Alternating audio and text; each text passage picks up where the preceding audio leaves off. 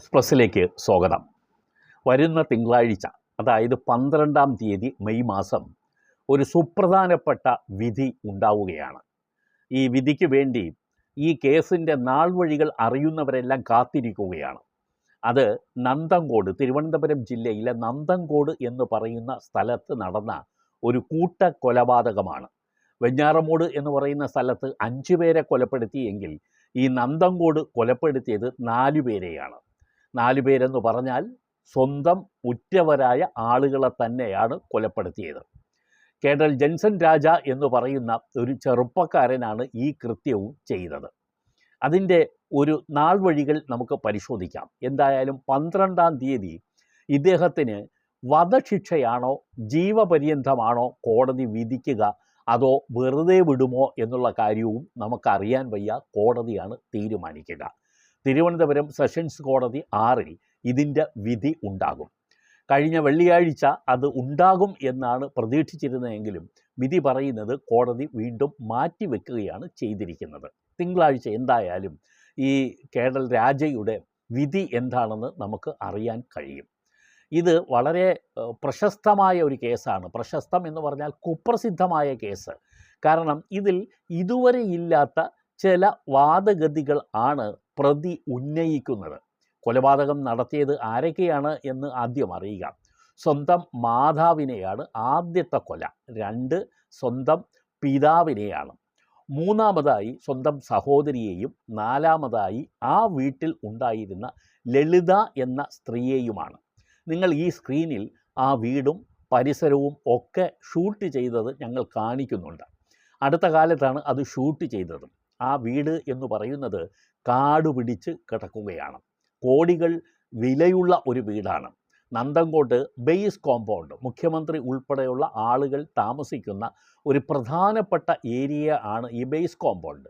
ഈ ബേസ് കോമ്പൗണ്ടിൻ്റെ അകത്താണ് ഈ വീട്. ഈ വീടിന് ഇപ്പോഴത്തെ സ്ഥിതി കണ്ടാൽ ഭാർഗവി നിലയം എന്ന് നമുക്ക് തോന്നും. യഥാർത്ഥത്തിൽ ആ വീടിൻ്റെ പരിസരത്തു കൂടി പോകാൻ ആളുകൾ ഇപ്പോഴും മടിക്കുന്നു. പ്രേതബാധയിലൊക്കെ വിശ്വാസമുള്ള ആളുകളൊക്കെ ഉണ്ട്.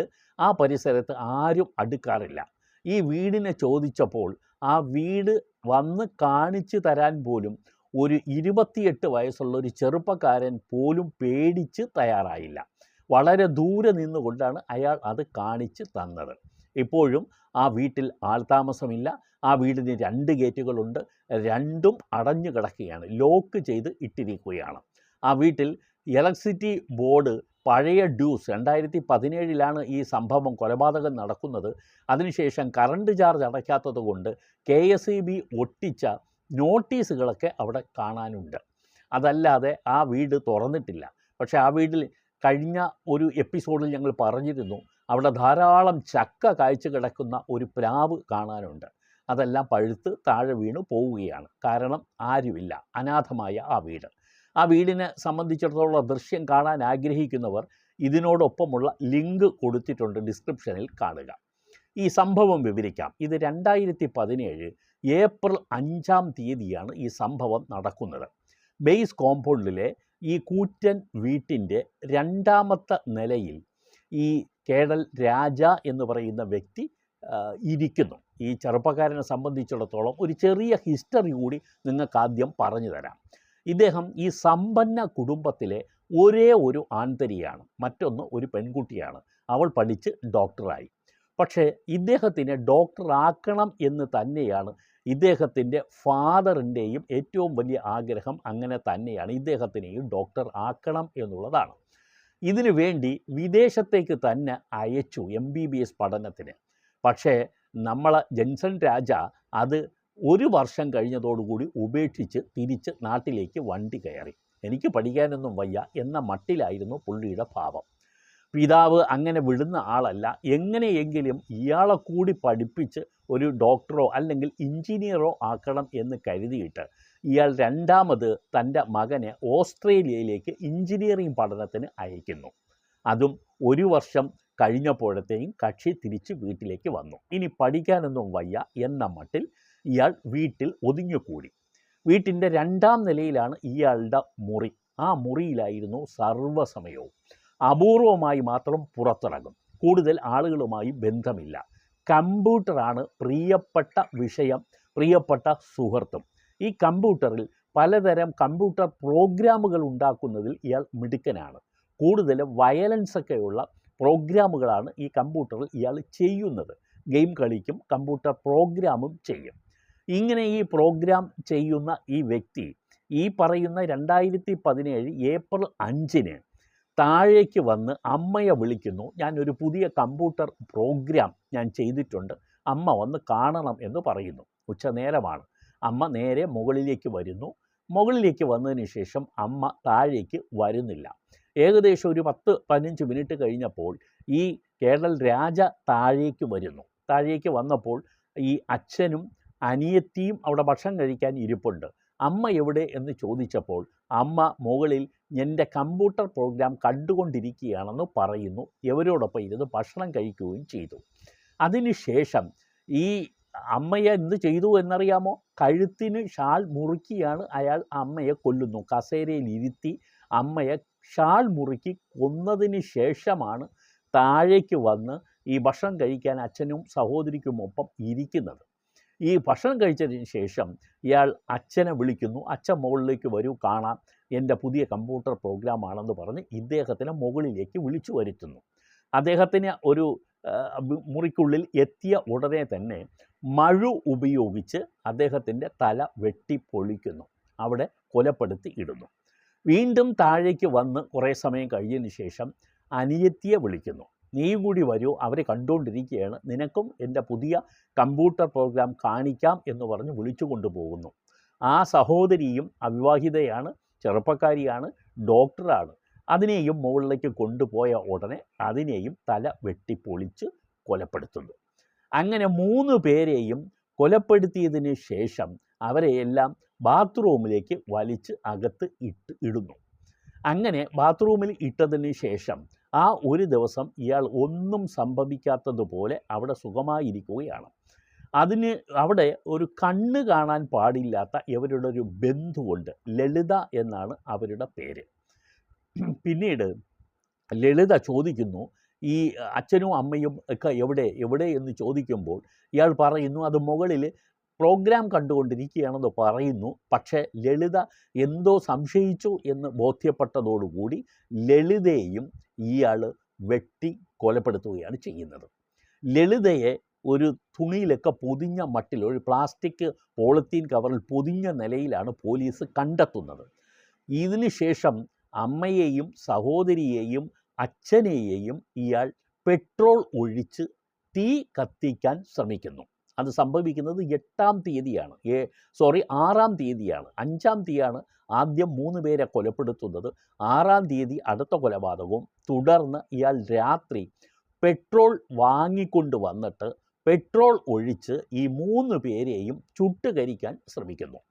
തുടർന്ന് ആ പുകയും അതിനെ തുടർന്നുള്ള തീയും കണ്ട അയൽക്കാർ ഇത് എന്താണെന്നറിയാൻ വേണ്ടി അവിടെ എത്തുമ്പോഴത്തേക്കും ഈ ജിൻസൺ രാജ എന്ന് പറയുന്ന ഈ കൃത്യം ചെയ്ത പ്രതി അവിടെ നിന്നും ഓടിപ്പോകുന്നത് കാണുന്നുണ്ടായിരുന്നു അവർ. തുടർന്ന് ഇയാൾ നേരെ ചെന്നൈയിലേക്ക് വണ്ടി കയറുന്നു. ചെന്നൈയിൽ 3 ദിവസം എവിടെയൊക്കെയോ താമസിച്ചിട്ട് തിരിച്ച് റെയിൽവേ സ്റ്റേഷനിൽ എത്തുന്നു. തമ്പാനൂർ റെയിൽവേ സ്റ്റേഷനിൽ, തിരുവനന്തപുരം. അവിടെ വച്ച് പോലീസ് ജിൻസൺ രാജയെ അറസ്റ്റ് ചെയ്യുകയാണ് ചെയ്യുന്നത്.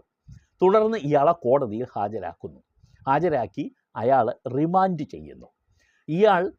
ഇയാളുടെ പോലീസിനോട് ഇയാൾ വെളിപ്പെടുത്തിയ കാര്യം എന്ന് പറഞ്ഞാൽ ആസ്ട്രൽ പ്രൊജക്ഷൻസ് എന്ന് പറയുന്ന ഒരു പ്രേതം ആയി ബന്ധപ്പെട്ട ഒരു പ്രോഗ്രാമാണത്.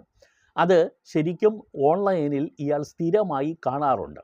ആത്മാവുകൾ ശരീരത്തിൽ നിന്നും വിട്ടുപോകുന്നത് കാണാൻ കഴിയും. അതിനെ നമ്മൾ മനസ്സിൽ ആവാഹിച്ചു കഴിഞ്ഞാൽ ആസ്ട്രൽ പ്രൊജക്ഷൻസ് വഴി ആത്മാവ് ഈ ശരീരത്തിനെ വിട്ട് അന്തരീക്ഷത്തിലേക്ക് പോകുന്നത് നേരിട്ട് കാണാൻ കഴിയും. അതൊരു പ്രേതബാധ പോലെ ആണ് എന്ന് വേണമെങ്കിൽ പറയാം. ഇത് താൻ പഠിച്ചു. ഞാൻ ആസ്ട്രൽ പ്രൊജക്ഷൻ്റെ വക്താവാണ്. അത് എൻ്റെ അച്ഛനിലെയും അമ്മയിലും സഹോദരിയിലും അതുപോലെ ബന്ധുവിലും ഞാൻ പരീക്ഷിച്ചതാണ്. അവരങ്ങനെ ആത്മാവ് വിട്ടുപോകുന്നത് ഞാൻ കണ്ടു. എനിക്ക് അവരോട് സംസാരിക്കാനും ഇപ്പോൾ കഴിയും. ആത്മാക്കളോട് സംസാരിക്കാനുള്ള വിദ്യയും, അതായത് ഒരു ഒടുക്ക് വിദ്യ, ബ്ലാക്ക് മാജിക് എന്ന് വേണമെങ്കിൽ നമുക്ക് പറയാം, ഇത് എനിക്ക് സ്വായത്തമായി എന്നാണ് പോലീസ് ഇയാളോട് പറഞ്ഞത്. തുടർന്ന് പോലീസ് എന്തായാലും സ്വാഭാവികമായും ഇയാളെ കസ്റ്റഡിയിലെടുത്തു, റിമാൻഡ് ചെയ്തു, അയാളെ ജയിലിലാക്കി. പക്ഷേ ഇയാളെ പിന്നീട് ചോദ്യം ചെയ്യാൻ പോലീസിന് കഴിയാതെ വന്നു. കാരണം ഇയാൾ മാനസിക വിഭ്രാന്തി ഉള്ള ആളാണെന്നുള്ള നിലയിലുള്ള പെരുമാറ്റം ഇയാൾ കാണിക്കാൻ തുടങ്ങി. തുടർന്ന് പോലീസ് മാനസികാരോഗ്യ വിദഗ്ധരുടെ സഹായം തേടി. അങ്ങനെ തേടിയപ്പോഴത്തേക്കും ഇയാൾക്ക് മാനസിക നില സജ്ജമല്ല, ഇപ്പോൾ മൊഴിയെടുക്കാനോ കോടതിയിൽ വിചാരണയ്ക്ക് ഹാജരാക്കാനോ തക്ക മാനസികാവസ്ഥ അല്ല എന്ന് ഈ മെഡിക്കൽ വിദഗ്ധർ റിപ്പോർട്ട് കൊടുത്തതിനെ തുടർന്ന് കഴിഞ്ഞ 7 വർഷമായി ഇയാളെ കോടതിയിൽ വിചാരണയ്ക്ക് വേണ്ടി ഹാജരാക്കിയിട്ടില്ല. ഇയാളെ ഇടയ്ക്ക് ഉളമ്പാറ ഹോസ്പിറ്റൽ, മെൻ്റൽ ഹോസ്പിറ്റലിൽ പ്രവേശിപ്പിച്ചിട്ടും ഉണ്ടായിരുന്നു. ഇയാൾക്ക് സിസോഫ്രീനിയ എന്ന് പറയുന്ന മാനസിക രോഗം ഉണ്ടെന്ന് ഡോക്ടർമാർ അന്ന് വിധി എഴുതുകയും ചെയ്തു. പക്ഷേ ഇപ്പോൾ 7 വർഷം കഴിഞ്ഞപ്പോൾ ഇയാളുടെ മാനസിക നില ഓക്കെ ആണ് എന്ന് കോടതിയെ മെഡിക്കൽ എക്സ്പെർട്സ് അറിയിച്ചതിനെ തുടർന്നാണ് ഇപ്പോൾ ഈ തിരുവനന്തപുരം സെഷൻസ് 6-ാം നമ്പർ കോടതിയിൽ ഇതിൻ്റെ വിചാരണ ആരംഭിച്ചത്. 92 സാക്ഷികളെ വരെ വിസ്തരിച്ചു. 151 രേഖകൾ കോടതി പരിശോധിച്ചു. ഈ പരിശോധനകൾക്ക് ശേഷം, വിചാരണയ്ക്ക് ശേഷം ഇപ്പോൾ കോടതി ഇതിൻ്റെ അന്തിമ ഘട്ടത്തിലേക്ക് കടന്നിരിക്കുകയാണ്. അതായത് ഇയാളെ ഈ കുറ്റം സംബന്ധിച്ചിട്ടുള്ള വിധി മാത്രം ഇനി കോടതി പറഞ്ഞാൽ മതി. 2 പ്രാവശ്യം വിധി പറയുന്ന തീയതി മാറ്റി, മൂന്നാമത് ഇപ്പോൾ തിങ്കളാഴ്ച 12-ാം തീയതി വിധി പറയും എന്നുള്ളതാണ് കോടതി പറഞ്ഞിരിക്കുന്നത്. ഇതിൽ നമുക്ക് തീർച്ചയായും ഒന്നുകിൽ ഇയാൾക്ക് ഒരു വധശിക്ഷ നമുക്ക് പ്രതീക്ഷിക്കാം, അല്ല എങ്കിൽ ജീവപര്യന്തം തടവിലേക്കും കോടതി തീരുമാനിക്കാം. ഇയാളെ മാനസികമായി ഇയാൾ രോഗം അഭിനയിച്ചതാണോ, ഈ ആസ്ട്രൽ പ്രൊജക്ഷൻസ് എന്ന പേരിൽ ഇയാൾ ഇത് കാട്ടിക്കൂട്ടിയതാണോ, അതിൻ്റെ ഉദ്ദേശം എന്തായിരുന്നു, ഈ പ്രോപ്പർട്ടി മുഴുവൻ തൻ്റെ പേരിലേക്ക് ഇവരുടെ മരണശേഷം കിട്ടും എന്നുള്ളത് കൊണ്ടാണോ, അതോ അച്ഛനോടുള്ള വൈരാഗ്യം കൊണ്ടാണോ? ഇതാണ് അയാൾ പറഞ്ഞത്. അച്ഛനോടുള്ള വൈരാഗ്യമാണ്. അച്ഛൻ എപ്പോഴും തന്നെ കളിയാക്കുന്നു, തന്നെ നിന്ദിക്കുന്നു, തന്നെ ശപിക്കുന്നു.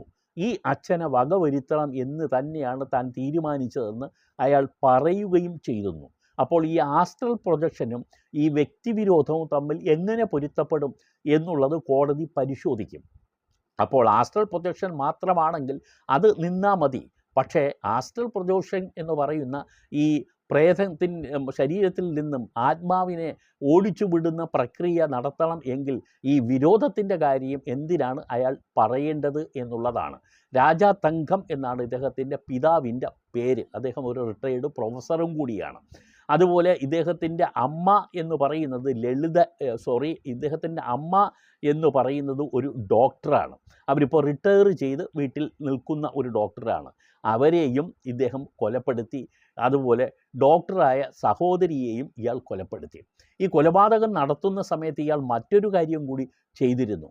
ചെയ്തത് ഇദ്ദേഹം ഈ 4 പേരുടെയും ഒരു 4 അല്ല 5, ഈ 5ാമത് ഇദ്ദേഹം ഈ വ്യക്തിയുടെ തന്നെ ഒരു ഡമ്മി ഉണ്ടാക്കിയിട്ട് ആ ഡമ്മിയെയും ഇയാൾ കത്തിക്കാൻ ശ്രമിച്ചു. അതായത് താനും ഈ കൂട്ടക്കൊലയിൽ താനും ആത്മഹത്യ ചെയ്തു, ഈ സ്വയം കത്തിച്ച് മരണപ്പെട്ടു എന്ന് പോലീസിനെ തെറ്റിദ്ധരിപ്പിക്കാൻ വേണ്ടിയാണ് ഒരു ഡമ്മി ഉണ്ടാക്കി അതും ഈ തീ കത്തിക്കുന്നതിൻ്റെ കൂട്ടത്തിൽ കത്തിച്ചിട്ടത്.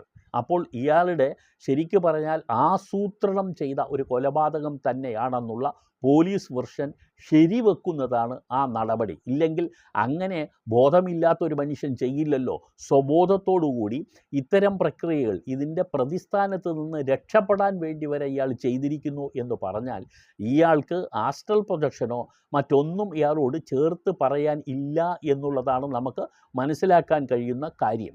ഇയാൾ ഈ കൊലപാതകം നടത്തുന്നതിന് വേണ്ടിയുള്ള മഴു വാങ്ങിയത് ഓൺലൈൻ വഴിയാണ് വാങ്ങിയത്. മഴു മാത്രമല്ല, പെട്രോൾ സംഘടിപ്പിച്ചു, പോളത്തീൻ കവർ സംഘടിപ്പിച്ചു, ഈ മുറി കഴുവാനുള്ള ലായനി സംഘടിപ്പിച്ചു, ഇതെല്ലാം സംഘടിപ്പിച്ചു. ഈ അച്ഛനും അമ്മയും ഈ 3 ദിവസം വരെയും കാണാതിരുന്നപ്പോൾ അയൽക്കാർ ചോദിച്ചപ്പോഴൊക്കെ അവർ കന്യാകുമാരിയിലേക്ക് വിനോദയാത്ര പോയിരിക്കുന്നു എന്നാണ് ഇയാൾ പറഞ്ഞൊഴിയാൻ ഇയാൾ ശ്രമിച്ചത്. അപ്പോൾ അങ്ങനെയൊക്കെ തന്ത്രപൂർവ്വം ഓരോ ഒഴിവ് കഴിവുകൾ പറഞ്ഞാണ് ഇയാൾ പലപ്പോഴും ഇതിൽ നിന്നും തൻ്റെ ഭാഗം ഒഴിവാക്കിയത്. ഇനി ഇയാൾ 4 പേർക്ക് വേണ്ടിയുള്ള ഫുഡും ഇയാൾ ഓർഡർ ചെയ്തിരുന്നു. ഫുഡ് ഡെലിവറിയോട് 4 പേരുടെ ഭക്ഷണം കൊണ്ടുവരാൻ പറഞ്ഞിരുന്നു അടുത്ത ദിവസം. അതായത് ഇവർ മരണപ്പെട്ടിട്ടും ഇവരുടെ പേരിൽ ഭക്ഷണം വരുത്തി എന്ന് പറഞ്ഞാൽ ഇവർ മരണപ്പെട്ട വിവരം ആരും അറിയരുത് എന്നുള്ളത് കൊണ്ടാണ് അയാൾ ആ പ്രക്രിയ ചെയ്തത്. ഇത് കൊലപാതകത്തിനും അതുപോലെ വീടിന് തീയിട്ടതിനും തെളിവ് നശിപ്പിക്കുന്നതിനും ഒക്കെ ചേർത്തിട്ടുള്ള കുറ്റാരോപണമാണ് ഇയാളെ മേൽ ചാർത്തപ്പെട്ടിരിക്കുന്നത്. ഇതിൽ മറ്റൊരു കാര്യം കൂടി ഈ കേണൽ രാജയുമായി ബന്ധപ്പെട്ട് പറയാനുള്ളത്, പെരുമൺ തീവണ്ടി ദുരന്തം നടന്ന ദിവസമാണ് ഇയാൾ ജനിച്ചത്. മരിച്ചതല്ല, ജനിച്ചത്. അപ്പോൾ ആ ജനനത്തിന് തന്നെ ഒരു പ്രത്യേകതയുണ്ട്. ഇയാൾ മാനസികമായി ഒരുപാട് പ്രോബ്ലംസ് ഉള്ള വ്യക്തി ആണ് എന്ന് പറയാൻ ഇപ്പോൾ ആരുമില്ല. കാരണം ബന്ധുക്കളോ മറ്റോ ഒന്നും അങ്ങനെ പറഞ്ഞിട്ടുമില്ല. ഇയാളുമായിട്ട് ബന്ധപ്പെട്ട ഒരു കാര്യം കൂടി നിങ്ങളോട് പറയാം. കഴിഞ്ഞ ഇയാളുടെ വിചാരണ സമയത്ത് ഇയാളുടെ സാക്ഷികൾ പറഞ്ഞ എല്ലാ മൊഴികളും കോടതി ഇയാളെ നേരിട്ട് വിളിച്ചു വരുത്തി വായിച്ച് കേൾപ്പിച്ചിട്ട് ഇയാൾ അഭിപ്രായം രേഖപ്പെടുത്തുന്നുണ്ടായിരുന്നു. ഈ കോടതി പ്രിപ്പയർ ചെയ്തിട്ടാണ് ഇയാളോട് ഓരോ ചോദ്യങ്ങളും ചോദിച്ചത്. സാക്ഷികൾ പറഞ്ഞത് പെട്രോൾ ബങ്കിൽ നിന്നും ഇയാൾ പെട്രോൾ വാങ്ങിയിട്ടില്ല എന്നൊക്കെയുള്ള കാര്യങ്ങൾ ചേർത്ത് വെച്ച് കൊണ്ടുള്ളതായിരുന്നു.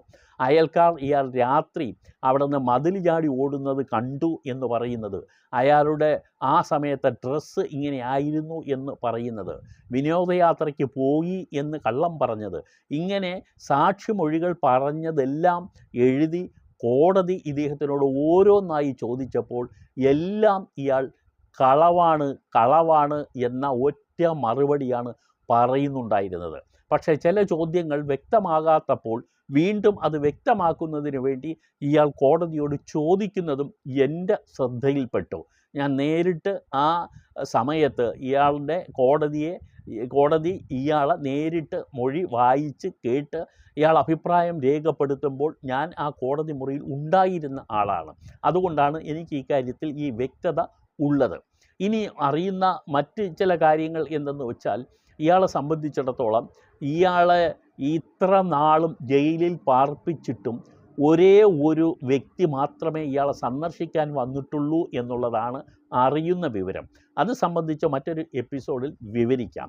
എന്തായാലും കോടിക്കണക്കിന് സ്വത്തുള്ള ഈ നന്തങ്കോട് മാത്രമല്ല, തമിഴ്നാട്ടിലും നിരവധി പ്രോപ്പർട്ടികൾ ഇവരുടെ പേരിൽ ഉണ്ട്. അപ്പോൾ ഈ പ്രോപ്പർട്ടികളൊക്കെ ഇപ്പോൾ നോക്കാൻ ആളില്ലാതെ അനാഥമായി കിടക്കുന്നു എന്നുള്ളതാണ് വിവരം. എന്തായാലും വീട് അനാഥമായി കിടക്കുന്നത് നേരിട്ട് കാണാൻ കഴിഞ്ഞൊരു അത് തന്നെയാണ് ഞങ്ങൾ സ്ക്രീനിൽ കാണിക്കുന്നതും. അപ്പോൾ ഈ വ്യക്തിയെ ഇനി എന്ത് കുറ്റം പൂർണ്ണമായും ചാർത്തിക്കൊണ്ട് കോടതി വിധി പറയും എന്നുള്ളത് അറിയാൻ നമുക്കിനി ഒരേ ഒരു ദിവസം മാത്രം മതി. മറ്റന്നാൾ ആ വിധി പുറത്തു വരും. ഈ വ്യക്തി ആസ്ട്രൽ പ്രൊജക്ഷൻ്റെ പേരിൽ കോടതിയിൽ നിന്നും വാദിച്ച് രക്ഷപ്പെടുമോ എന്നുള്ളത് കണ്ടറിയാം. അതോ കോടതി ഇയാൾക്ക് വധശിക്ഷ തന്നെയോ ജീവപര്യന്തമോ ഏത് ശിക്ഷയാണ് നൽകുന്നതെന്ന് കോടതിയാണ് തീരുമാനിക്കുക. നമുക്കതിൽ ഒരു മുൻ നിഗമനം നടത്താൻ കഴിയില്ല. പക്ഷേ ഈ കേരളത്തിൽ നടക്കുന്ന അതിദാരുണമായ ഒരു കൂട്ടക്കൊലപാതകത്തിൻ്റെ ഒരു വലിയ ദൃഷ്ടാന്തമാണ് ഇപ്പോൾ ഈ കേണൽ രാജയു എന്ന പ്രതി നടത്തി കഴിഞ്ഞിരിക്കുന്നത്. സ്വന്തം ഉറ്റവരായ 4 പേരെ അയാൾ നിഷ്കരുണം കൊലപ്പെടുത്തുകയാണ് ചെയ്തത്. ഇത് സംബന്ധിച്ചിട്ട് വിധി വന്നതിന് ശേഷം മറ്റ് ചില വിവരങ്ങളുണ്ട്, അത് നിങ്ങളുമായി പങ്കുവെക്കാം. ഇത്തരം മർഡർ കേസുകൾ കോടതിയിൽ വരുന്ന വിവരങ്ങളും കോടതിയുടെ അനുബന്ധ ഉത്തരവുകളും ഒക്കെ തന്നെ ഈ ചാനലിൽ ഇനി ഉൾപ്പെടുത്തുന്നുണ്ട്. ചാനൽ ഫോളോ ചെയ്യാൻ താല്പര്യമുള്ളവർ സബ്സ്ക്രൈബ് ചെയ്യുക. അതിനടുക്കലുള്ള ബെൽ ഐക്കൺ കൂടി നിങ്ങൾ ഇനേബിൾ ചെയ്താൽ എല്ലാ ദിവസവും വൈകുന്നേരം 4:55 ഏത് വിഷയമാണ് എന്നുള്ള നോട്ടിഫിക്കേഷൻ നിങ്ങൾക്ക് ലഭിക്കുകയും ചെയ്യും. നന്ദി.